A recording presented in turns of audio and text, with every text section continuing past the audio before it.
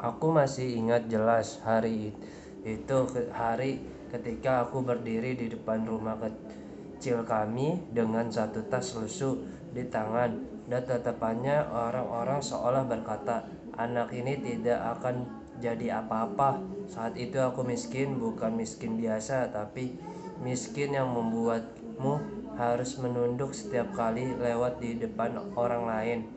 Dan dari semua tatapan itu ada satu kalimat yang paling menancap di kepalaku hingga hari ini. Sudahlah, jangan berharap banyak, dia memang dari keluarga gagal. Kalimat itu bukan dari orang asing, itu dari keluargaku sendiri. Aku lahir dari keluarga sederhana, ayah buruh serabutan, ibu jualan kecil-kecilan di rumah. Kami bukan keluarga terpandang, bahkan seringkali untuk makan saja kami harus menunggu ibu dapat uang dari utang tetangga. Saat anak-anak lain punya sepatu baru, aku masih pakai sepatu bekas sepupuku yang soalnya sudah terkelupas. Saat mereka bicara tentang cita-cita, aku hanya berpikir satu hal, besok makan apa? Aku sering diejek di sekolah, aku dipanggil si miskin. Di keluarga besar, aku disebut beban. Setiap acara kumpul keluarga, aku selalu duduk di pojok, bukan karena malu, tapi karena memang tidak dianggap. Puncaknya terjadi saat aku lulus sekolah. Aku ingin merantau, aku ingin mencoba hidup sendiri. Dengan suara gemetar, aku sampaikan niatku di depan keluarga. Alih-alih dukungan, aku mendapatkan tawa. Merantau pakai apa? Modal mimpi. Orang kayak kamu itu cocoknya kerja di kasar. Jangan kebanyakan harapan. Aku terdiam. Malam itu aku menangis sendirian. Bukan karena marah, tapi karena sakit. Namun sejak saat itu aku bersumpah dalam hati, aku akan pergi dan aku akan membuktikan bahwa mereka salah. Hari-hari di perantauan adalah neraka. Aku kerja apa saja, pagi kuli angkut, siang jaga toko, malam bersih-bersih warung. Sering kali aku tidur dengan perut kosong. Sering kali aku hampir menyerah. Tapi setiap kali aku ingin pulang, aku teringat wajah-wajah yang menertawakanku, dan itu cukup membuatku bertahan satu hari lagi. Tahun demi tahun berlalu.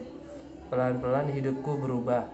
Aku belajar sendiri, gagal bangkit, jatuh lagi, bangun lagi. Sampai akhirnya aku punya usaha kecil, lalu berkembang, lalu stabil.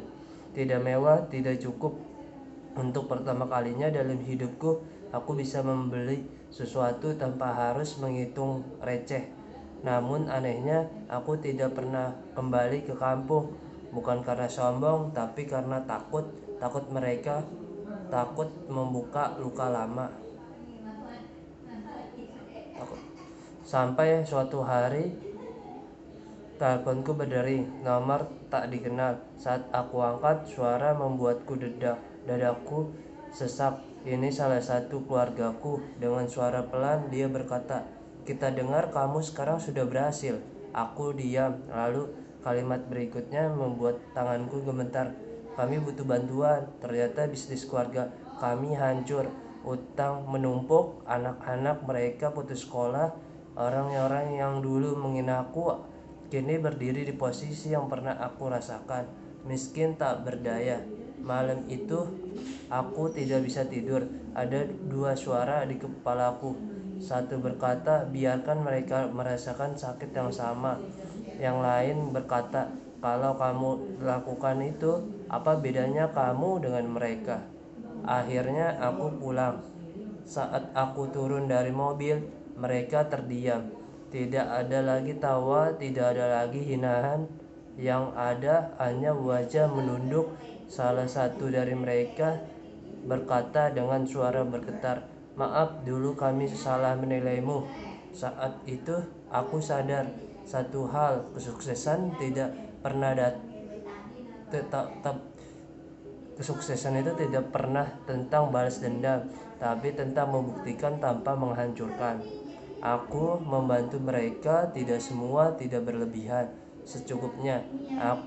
Karena aku belajar satu pelajaran penting. Membantu bukan berarti melupakan luka.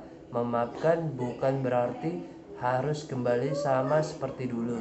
Hari ini hidupku tenang. Aku tidak lagi haus pengakuan, tidak lagi membuktikan apapun. Karena orang-orang yang dulu merendahkanku sekarang tahu satu hal, orang miskin bukan orang yang gagal. Yang gagal adalah mereka yang meremehkan.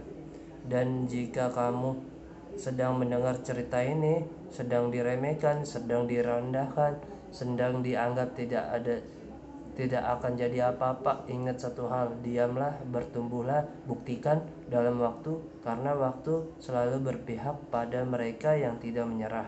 Terima kasih.